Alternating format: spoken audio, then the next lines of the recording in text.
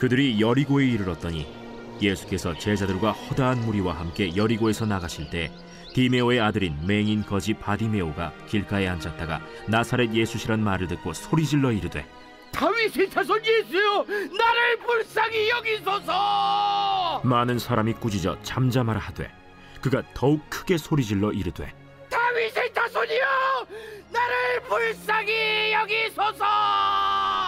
예수께서 머물러 서서 그를 부르라 하시니 그들이 그 맹인을 부르며 이르되 안심하고 일어나라, 그가 너를 부르신다.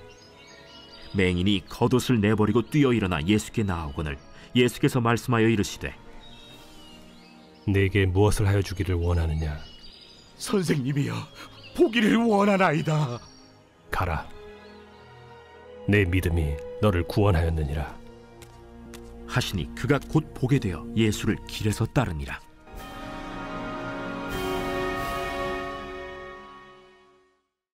오늘 저녁에도 주님의 보좌 앞으로 나오신 성도님들에게 하나님의 은혜와 평강이 함께 하시기를 축원드립니다. 오늘은 여름 사역을 앞에 두고 함께 기도를 모으는 자리입니다. 내일부터 유치부, 성경학교, 그리고 다음 주에 유초동부, 청년부, 중고등부 수련회를 앞에 두고 우리 교육부서들이 금요기도회 때 이 여름 사역을 위해서 기도를 좀 모아달라고 요청하였고 또 기획을 하였습니다. 오늘은 예배 끝나고 간식이 있습니다. 주일학교에서 준비한 빵과 음료수가 있는데 얼굴 표정들이 전혀 기뻐하지 않습니다. 너무 이게 풍족한 시대를 살다 보니 저는 예배 끝나고 간식 먹을 설레임에 빨리 이 자리가 오기를 간절히 바랬는데 우리 성도님들은 별로 배고프지 않으신가 보군요. 하지만 말씀을 사모하시죠? 억지 아멘. 오늘 마가복음 말씀, 오늘 주일학교 사역이 있긴 하지만 특별히 주일학교 사역을 위한 말씀보다는 그냥 우리가 가던 마가복음대로 한번 진행해 보도록 하겠습니다. 예수님의 사역의 가장 하이라이트가 변화산 사건이라고 말씀드렸습니다.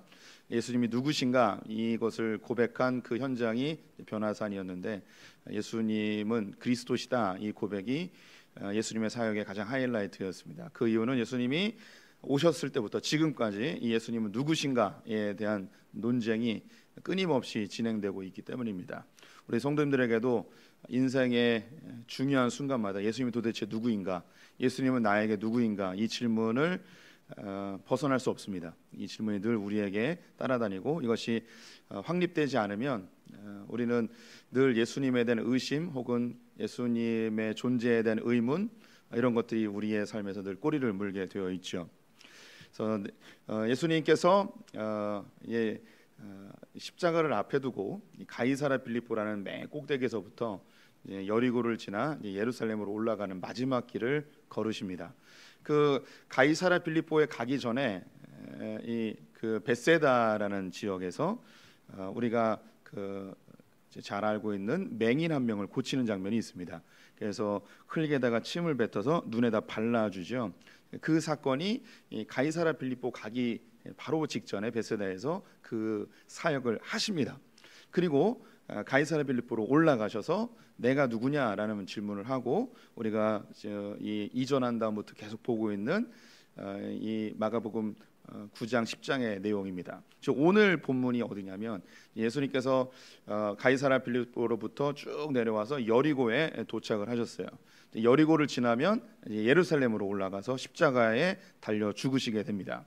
그러면 이 십자가로 올라가는 그 일주일을 시작하면서 어디에 머무시냐면 바로 여리고에 머무시는데 오늘 읽은 장면이 무엇이냐면 소경 바디메오를 고치는 장면이에요. 지금 성도님들이 지금 그림이 그려지시는지 모르겠습니다. 예수님 마지막 길을 걸으시는데 십자가를 지기 전 마지막 길을 이 예루살렘 그 가나안 땅에서 걸으시는데 맨 꼭대기에 있는 가이사라부터 이제 여리고까지 오게 되는 거예요. 그런데 거기에 어떤 사건들이냐면 맹인을 침을 뱉어서 고치는 장면, 그리고 오늘은 바디메오를 고치는 장면, 두 맹인을 고치는 장면이 그 울타리가 되어주고 그 안에 예수님의 이야기가 계속 진행되고 있는 거죠. 그러면 예수님께서 이 마가복음에 특별히 우리에게 보여주고 싶은 것, 우리 크리스찬들에게 보여주고 싶은 게 무엇인지 그림이 그려질 겁니다. 눈을 뜨게 해주고 싶은 거예요. 주님께서 우리의 눈을 뜨게 해주고 싶은 겁니다. 그러면 우리의 눈이 오늘 성경에 나와 있는 맹인이 우리가 아니잖아요. 우리가 맹인이 아니란 말입니다. 근데 성경에 맹인을 눈에 뜨는 장면들이 여러 번 나오고, 듣지 못하는 자, 말하지 못하는 자를 듣게 하고 말하게 하는 장면들이 여러 나옵니다. 이것이 실제 육체적인 눈먼, 소경, 혹은 귀머거리 뭐 이런 개념들, 그 이상의 개념입니다. 우리 성도님들의 눈을 띄워주고 싶어하는 예수님의 마음, 하나님의 마음이 특별히 마가복음에 담겨져 있는 것이죠. 그러면 우리의 눈을 띄어서 주님이 뭘 보여주고 싶은 건가? 눈치를 채색했지만 예수님의 사역의 하이라이트가 뭐냐면 예수님이 누구신가? 이걸 보여주고 싶은 거예요. 지금까지 우리가 생각했던 그 예수님, 아니 이 예수님 당시에 제자들이 생각했던 그 예수님, 너희들이 생각하던 그 예수님이 아니고 진짜 예수님이 누구인지 알려주고 싶은 거죠. 그래서 가이사랴 빌립보에서 제자들에게 사람들이 나를 누구라 하느냐라고 물어보지요. 누구는 세례 요한, 누구는 예레미야, 누구는 엘리야라고 이야기합니다. 그럼 너희는 누구라 하느냐라고 할 때 베드로가 주는 그리스도십니다라고 고백합니다. 이 주는 그리스도십니다라고 고백하자 예수님은 본격적으로 자기가 이 세상에 왜 왔는지, 자신이 어떻게 십자가에 달려 죽을 것인지, 그리고 어떻게 부활할 것인지에 대해서 구체적으로 설명하기 시작하십니다. 제자들이 이제 예수님의 마지막 사역 때에는 굉장히 흥분한 상태였습니다. 예수님이 이제 왕위에 오르고 우리는 오른편 왼편에 국무총리가 될 것을 이렇게 소망하고 열망하면서 예수님 열심히 쫓았죠. 그런데 예수님이 하시는 이야기가 나는 십자가에 달려 죽을 것이고, 그리고 나는 부활할 거야. 그리고 너희들이 나를 따라오려거든 자기를 부인하고 자기 십자가를 지고 나를 따라와야지 나의 제자가 될 거야 라고 이야기를 하십니다. 예수님께서 당신이 누구인지 우리에게 보여주고 싶어 하십니다. 그럼 예수님이 누구인지 그걸 알게 되었을 때, 예수님이 내 소원을 이루는 분이 아니고, 내가 조종하고 이용하는 분이 아니고 나의 죄를 위하여 십자가에 달려 죽으신 분이구나. 이분은 부활하셨구나. 이분을 믿는 자들은 영생을 얻는구나. 이 예수 그리스도를 믿는 자들은 하나님의 자녀가 되는구나. 하나님 나라 백성이 되는구나. 하나님 백성이 된 이후에는 하나님 나라를 경험하는 거구나. 그래서 우리의 눈을 열어주고 싶어 하는 거예요. 이 세상에서 육신의 눈으로 이 땅에서 무엇을 먹을까 마실까를 근심하며 사는 자들이 아니라 이 세상에서 하나님 나라를 실제적으로 경험하는 그런 주님의 제자를 만들고 싶어하는 것, 이것이 주님이 이 땅에 오신 궁극적 목적이고, 이것을 우리의 눈을 여셔서 보여주고 싶어 하시는 것입니다. 우리 성도님들에게는 예수님이 어떤 분이십니까? 내게 예수님은 어떤 분이신지, 누군가가 우리 성도님들에게 교회 다니신다면서요, 예수님이 누군지 나에게 좀 설명해 주시겠습니까? 라고 이렇게 질문을 받는다면 어떻게 대답을 하시겠습니까? 우리 성도님들이 예수님이 누구냐고 대답하시겠습니까? 우리 스스로 각자가 예수님이 누구인지 생각하는 바가 있습니다. 우리는 성경을 공부했고 주일학교를 다녔고 오랫동안 신앙생활을 했기 때문에 성경에 나와 있는 정보를 가지고 예수님을 설명할 수 있습니다. 예수님은 하나님의 아들이십니다. 예수님은 동정녀로 탄생하셨습니다. 예수님은 우리를 위해 십자가에 달려 죽으셨습니다.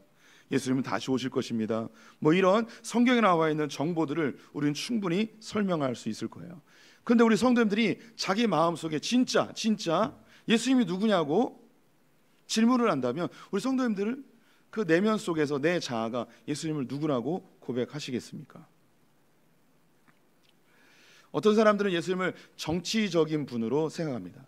다른 말로 사회 개혁가로 생각하시는 분들도 있습니다. 실제로 이제 이 제자들이 있었을 당시에 제자들과 유대인들은 예수님을 사회 변혁가로 생각을 했죠. 정치적인 메시아로 생각했습니다. 로마로부터 이스라엘을 독립시키고 다윗의 왕조를 회복하여 이스라엘을 부강한 나라로 만드는 것을 생각했습니다. 또한 중세 로마 가톨릭은 이 예수 그리스도를 실제적인 변혁가로 생각하였고 이 예수의 복음을 가지고 십자군 전쟁도 일으키고 또 많은 나라들을 식민지화시키며 예수님을 강제적으로 믿게도 하고 그들은 미개하고 기독교 국가는 문화적이어서 발전해서 그들을 미개한 종족이라고 생각하여 지배하기도 하고 그들의 문화를 다 바꿔버리는, 강제적으로 바꾸는 그런 일들도 하였습니다. 지금도 기독교 안에는 사회 변혁적인 예수 그리스도를 생각하는 사람들이 있습니다. 이런 사람들은 예수의 이름을 가지고 사회 참여를 하고 환경운동도 하고 정치에 직접적으로 참여하기도 하는 그런 사람들이 많이 있습니다. 그들에게 예수 그리스도는 어떤 분인가? 사회 변혁가예요. 우리 가운데도 예수님을 생각하면 혁명적인 그런 예수를 생각할 수도 있습니다. 남미에서는 해방신학이라 해서 빈민층의 사람들이 가진 자들로부터 해방되어져야 된다고 이야기하며 예수 그리스도를 이용하여 해방신학이라는 것을 만들었죠. 우리나라도 70년대 80년대에 민중신학이라는 게 있습니다. 같은 맥락입니다. 사회를 변혁시켜야 된다는 거예요. 빈부의 격차를 없애고 평등한 세상을 만들어야 한다는 그런 이야기들을 교회 내에서 상당히 많은 사람들이 변혁적인 이야기들을 해왔었죠. 어떤 분들에게 예수님은 도깨비 방망이 같은 그런 느낌으로 다가올 수도 있습니다. 우리 언어이고요, 좀 서양적 언어로 하면 요술램프의 지니로 생각할 수 있죠. 그래서 내 문제를 해결해주고 내 소원을 이루어주는 그런 분으로 여길 수 있습니다. 상당히 많은 한국의 크리스찬들, 소위 좀 전통적인 교회를 다니거나 복음주의 진영에 있는 이런 교회들, 혹은 좀 은사적이고 신비적인 그런 교회들가 제일 많은 한국의 크리스찬들이 이 안에 포함되어 있다고 여길 수 있습니다. 산기도 하면서 작정기도 하면서 하나님께 부르짖고하면 하나님께서 예수 그리스도의 이름으로 구하는 그 모든 것들을 들어주신다 하셨으니 다 들어주는 소원 성취 문제 해결로 예수님을 생각하는 경우가 있습니다. 또 어떤 분들에게는 이 예수님이 그런 신비적인 기적적인 일을 행하는 것이 아니고 좋은 선생님 정도로 생각하는 분들도 있을 수 있습니다. 제가 한두 번 말씀드린 것 같은데 인도의 독립투사였던 간디는 책 한 권을 들고 늘 다녔어요. 한 손에는 지팡이 같은 거 들고 한 손에는 책을 갖고 다녔어요. 이 책이 뭐냐면 성경책이에요. 이 간디는 기독교인이 아니었어요. 그는 힌두교를 섬기는 사람이었고 복합적인 다종교인이었습니다. 그런데 성경책을 왜 갖고 다녔는가? 성경책에서 산상순을 유독 좋아했어요. 그래서 예수님과 같은 삶을 살고자 했습니다. 그래서 비폭력주의를 주장한 것도 예수님이 그런 비폭력적인 삶을 사셨기 때문에 그는 그런 행위를 추구하였던 것이죠. 이 간디에게는 예수님은 좋은 선생님이에요. 우리 가운데도 우리 이제 금요기도회 정도 오신 분들은 예수님을 좋은 선생님이라고 생각하는 분들은 없겠지만, 그리고 상당히 많은 지식인들이 성경도 읽어요. 예수님의 존재도 인정해요. 근데 그들에게 예수님은 좋은 선생님이에요. 사랑의 실천가이죠. 우리 성도님들에겐 예수님이 어떤 분이십니까? 제가 사회 변혁적인 예수님, 혹은 지니의 요술램프의 지니와 같은 예수님, 혹은 좋은 교사로서의 예수님, 이런 이야기들을 하였습니다. 뭐 더 다양하게 예수님을 생각할 수 있겠지만 대표적인 것이 이런 세 가지로 이야기할 수 있습니다. 근데 공통점이 있습니다. 그것은 뭐냐면 예수님을 자기가 원하는 것을 얻어내는 수단으로 생각한다는 것입니다. 사회 변혁적인 예수님을 부르짖는 사람은 예수님의 이름을 이용하여서 내가 원하는 세상을 만들고자 하는 거예요. 소원 성취 문제 해결에 예수님을 생각하는 사람은 내가 원하는 문제 해결, 내가 원하는 소원을 이루어주는 분이라고 생각을 하는 거죠. 좋은 선생님이라고 생각하는 분들은 성경에 있는 내용을 다 믿지 않고요, 내가 필요한 성경 구절, 내 의견에 지지를 할 수 있는 성경 구절만 이용해서 예수님이 이런 좋은 말씀을 하셨습니다 하고 자기 중심적으로 성경을 이용하는, 예수님을 이용하는 그런 부류들입니다. 다 똑같아요. 그러면 여기서 어떤 현상들이 일어나는가? 누가 크냐? 누가 더 많이 소유하느냐? 누가 더 많이 아느냐? 물질로 측량하는 것으로 바뀌어지게 됩니다. 사회 변혁적인 예수 그리스도를 이야기하는 사람은 기독교가 힘을 가져야 된다고 생각하는 거예요. 중세 기독교처럼 기독교가 강력한 힘을 가지고 정치계에도 진출하고 경제계에도 진출하여서 이 세상을 변혁시켜서 하나님이 원하는 그런 나라를 만들어야 된다고 그렇게 생각을 하는 거죠. 그래서 힘을 가져야 된다고 이야기를 해요. 소원 성취와 문제 해결을 원하는 사람들은 더 많은 물질을 얻고 아무 문제 없고 평안한 삶, 이런 것들을 추구하죠. 좋은 교사라고 이야기하는 분들은 더 많은 지식, 더 많은 지혜를 얻고자 성경을 이용합니다. 그래서 더 큰 것, 더 많은 것, 이런 것들을 추구합니다. 예수님이 가이사랴 필리포에서 여리고까지 오는 이 과정 속에서 제자들 안에 끊임없이 논쟁되어진 게 뭐냐면 누가 더 크냐라는 겁니다. 근데 예수님께서 우리에게 다가오실 때 예수님의 진짜 모습을 소개합니다. 나는 섬김을 받으러 온 자가 아니고 섬기러 왔노라. 누구든지 으뜸이 되고자 하는 자는 나중이 되어야 하느니라. 나는 너희들을 위해서 십자가를 지기에 왔다. 나를 따르고자 하는 자들은 자기를 부인하고 자기 십자가를 지고 주님을 쫓으라고 이야기합니다. 성경에서 예수님은 우리가 생각했던 더 높아지는 거, 더 강해지는 거, 더 많아지는 거, 그런 개념이 아니에요. 우리가 생각하는 예수님과 예수님의 실제적인 모습은 완전히 다를 수 있다는 것입니다. 예수님 우리의 눈을 띄게 해주고 싶어 하세요. 우리의 눈을 열어주고 싶어 하세요. 우리의 눈을 밝게 하셔서 진짜 예수님이 누구인지, 진짜 하나님의 나라가 어떤 것인지 우리에게 보여주고 싶어 하십니다. 이제 마지막 예루살렘으로 올라가는 그 길목에 있는 여리고에 도착을 하게 되었습니다. 오늘 본문 52절 말씀을 다시 한번 읽어봤으면 좋겠습니다. 함께 읽겠습니다. 예수께서 이르시되 가라, 내 믿음이 너를 구원하였느니라 하시니 그가 곧 보게 되어 예수를 길에서 따르니라. 이 소경 바디메오가 눈이 띄어지게 되었습니다. 그런데 눈이 띄어지게 된 이유가 뭐냐면 내 믿음이 너를 구원하였다라고 했습니다. 이 바디메오가 갖고 있었던 이 믿음이 그의 눈을 밝게 해준 것이죠. 근데 여기서 그치지 않고 그 눈이 밝아진 바디메오가 곧 그 길에서 예수를 따르기 시작하였습니다. 예수를 좇는 삶을 살게 된 거죠. 눈이 밝아져서 예수님을 따르는 삶을 산 거예요. 이게 바로 제자의 모습이에요. 예수님이 우리에게 기대하시는 바가 뭐냐면 예수님이 진짜 누구인지 그것을 밝히 알아.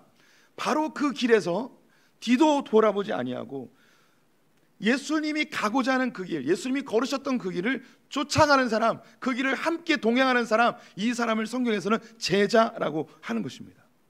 그러면 이 바디메오가 갖고 있었던 믿음이 무엇인가? 오늘 성경 47절을 보겠습니다. 47절 같이 읽어보겠습니다.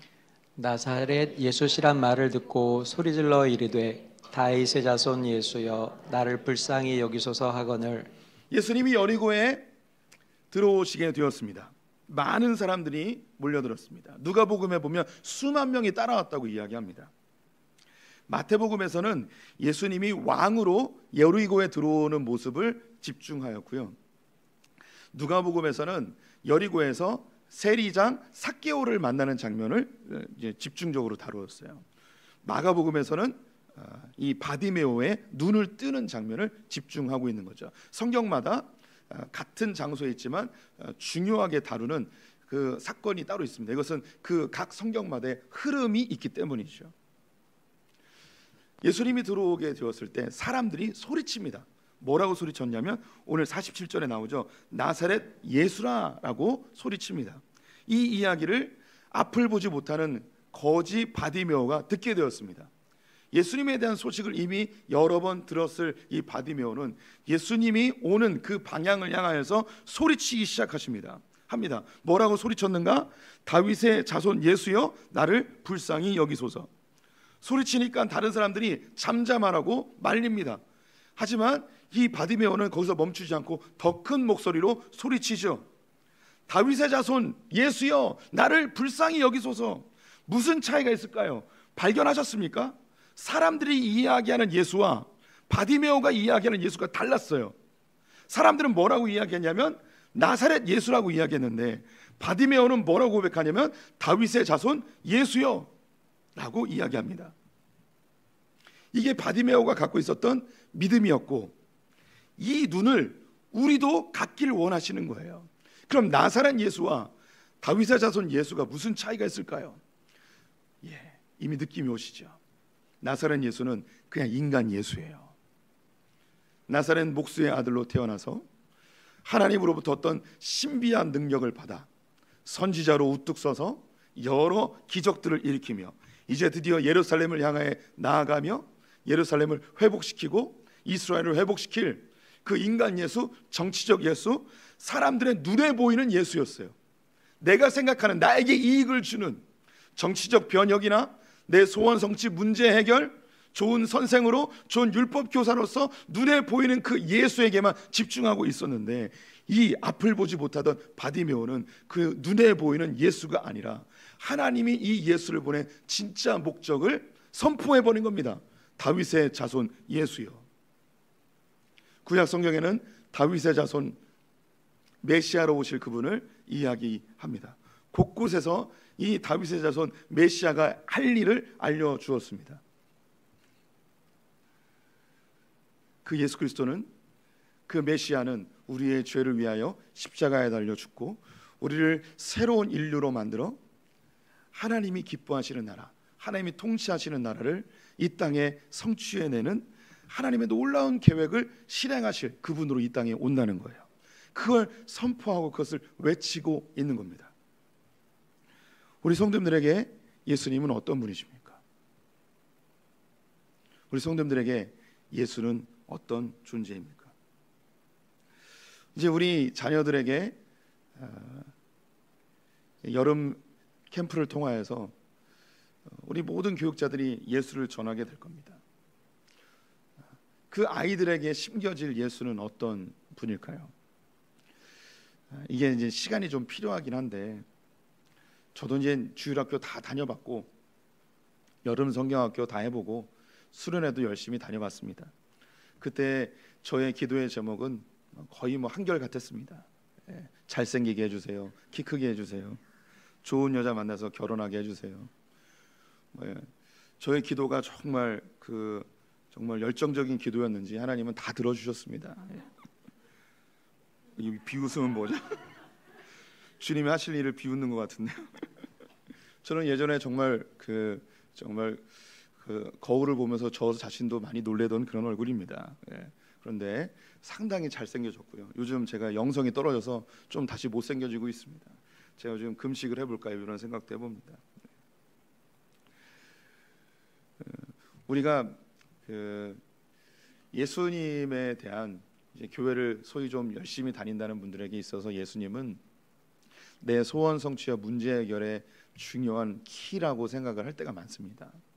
이 금요일에 와서 부르짖을 때에도 예수님을 단지 문제 해결과 소원 성취의 주님으로 생각한다면 주님 그것을 비난하거나 주님을 질책하지 않으세요. 그렇게 기도했다고 주님이 응답 안 하시는 것도 아니에요. 그런 과정 속에서 우리의 신앙이 성장하는 거죠. 그런데 주님은 뭘 원하시냐면 우리의 눈이 밝아지길 원하세요. 그래서 우리 성도님들이 삶에 문제가 생기고 혹은 내 앞에 있는 어떤 장애물이 생기거나 마음의 소원들이 생겼을 때 성취하고 싶은 것이 생겼을 때 주님께 마음껏 기도하셔도 돼요. 이때 자녀된 권세 가지고 주님께 무엇이든 구하셔도 관계없습니다.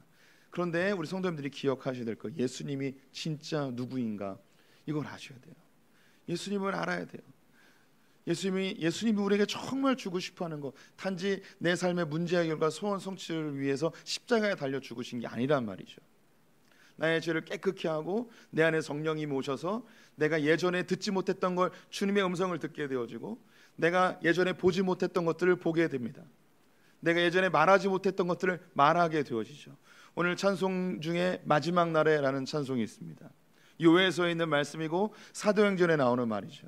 마지막 날에 성령이 너에게 임하시면 자녀들이 예언을 하게 되고 젊은이들이 환상을 보고 노인들이 꿈을 꾸는 일이 발생한다는 거예요.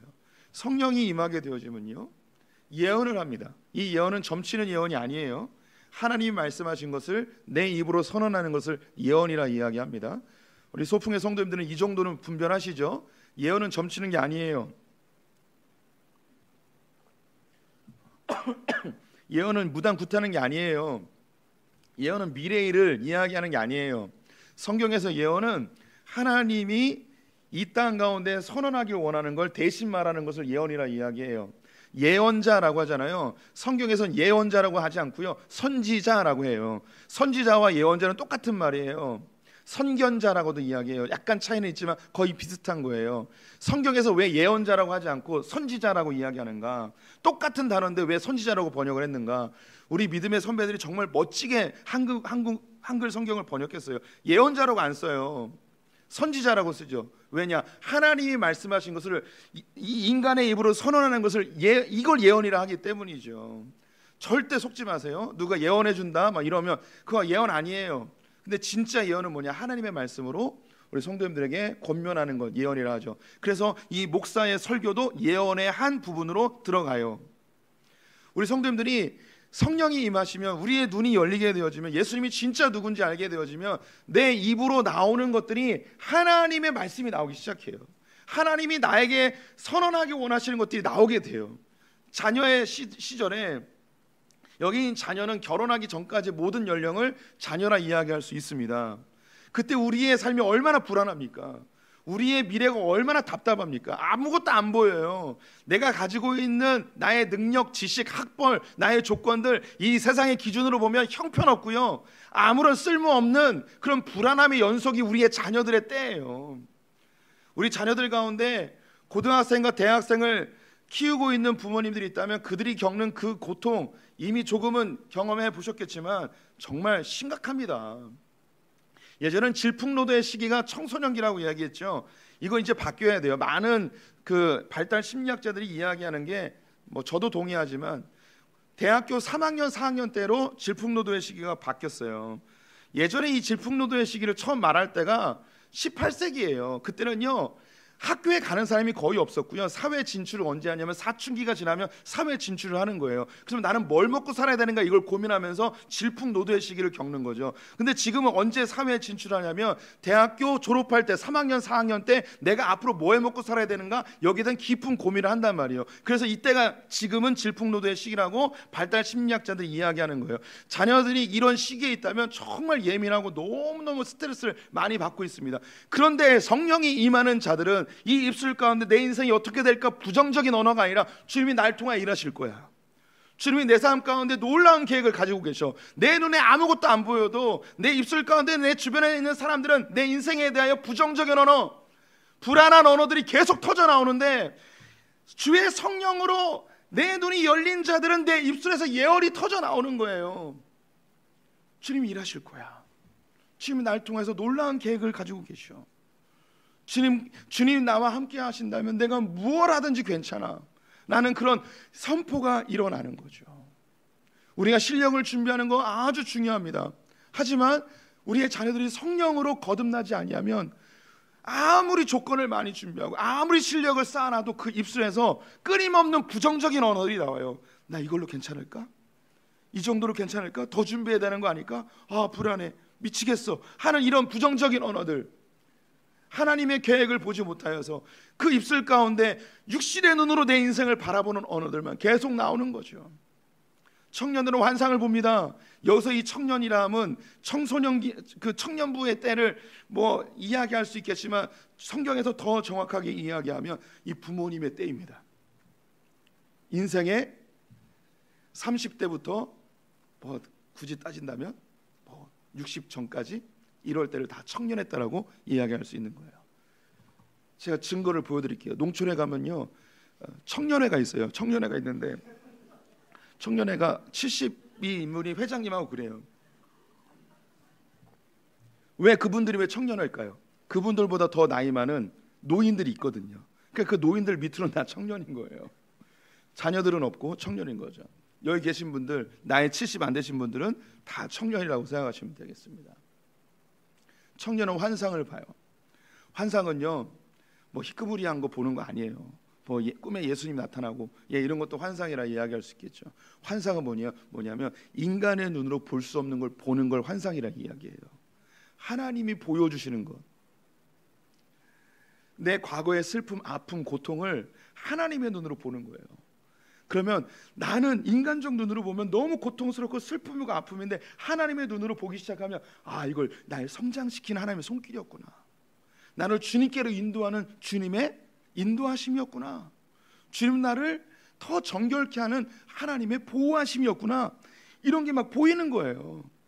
또한 지금 내 삶 가운데 고난과 고통이 있어도 인간의 눈으로 보는 게 아니라 하나님의 눈으로 내 삶을 바라보는 거죠. 환상을 보는 거예요. 고통과 고난과 시련이 하나님의 손길이구나, 내 삶에 잘 되어진 그런 삶의 풍성함들이 내 노력이 아니고 주님의 은혜였구나, 내 삶 가운데 나를 돕는 하나님의 놀라운 손길들과 주님의 그 하나님의 손으로 인도하신 사람들을 내게 붙여주셨구나. 교만하지 아니하고 자고하지 아니하고 실패가 와도 낭망하지 아니하는 이런 환상을 보게 되는 거죠. 더불어 앞으로 하나님께서 나를 통하여 이런 일을 하실 것이구나 라는 그 환상을 보는 거예요. 새로운 눈을 갖게 되는 거죠. 기대되지 않습니까? 막 흥분되지 않습니까? 내 삶 가운데 일어났던 그 많은 슬픈 일들이 내 눈이 열리기 시작하니까 이것이 결코 슬픔이 아니고 하나님의 놀라운 축복이라는 게 보여진다면 내 인생 가운데 상처는 사라져버리는 거예요. 내 인생 가운데 슬픔은 기쁨으로 바뀌게 되고요, 내 머리에 쓰였던 나는 왜 이렇게 살아야 되는가 잿더머리들이 이게 화관으로 바뀌어지는 놀라운 일이, 성령이 임하시고 내 눈이 열리면 그 일들이 벌어지는 거예요. 내 삶에 일어나는 좋은 일들에 대하여서 흥분하지 않는 거예요. 슬픔에 대해서 좌절하지 않는 거예요. 하나님 내 인생을 펼쳐가실 것에 대해서 기대가 되는 거죠. 눈이 열리면, 하나님 나라를 경험하면 이런 가슴 벅찬 삶을 살게 됩니다. 저는요, 제 미래가 기대돼요. 예. 제가 뭐 얼마나 더 큰 교회를 할 것인가, 뭐 얼마나 성도님들을 많이 모을 것인가, 이런 게 기대되는 게 아니고, 지금까지 하나님께서 나를 인도하셨는데 앞으로 나를 어떻게 인도하실지 저는 알지 못해요. 하지만 그림은 그려져요. 그리고 소망해 봐요. 하나님께서 나를 인도하실 걸. 왜 이런 고백을 할 수 있는가? 눈이 열렸기 때문이죠. 저는 저의 과거를 여러 번 고백했습니다. 뭐 저보다 더 심각한 어려움 속에 사셨던 분들도 있죠. 하지만 저는 제가 제 20대 때를 돌아보면 세상에서 제일 불쌍한 사람이 나라고 생각했어요. 근데 나만 불쌍한 게 아니고 다 불쌍하더라고요. 저는 성경에서 야곱을 제일 좋아했어요. 도마만큼 좋아했어요. 왜 야곱을 좋아했냐면 야곱을 보면 나를 보는 듯 했어요. 정말 고통스럽게 인생을 살았다는 게 너무 저에게 공감이 됐어요. 그가 바로 앞에서 나가 살아온 삶이 내 선조들에 비하면 비길 것이 안 되지만 험악한 세월을 보냈나이다 라고 고백했어요. 저는요, 이 험악한 세월이라는 단어가 제 마음에 확 다가와서 지금 또 눈물이 흐르려고 하는데 억지로 참고 있어요.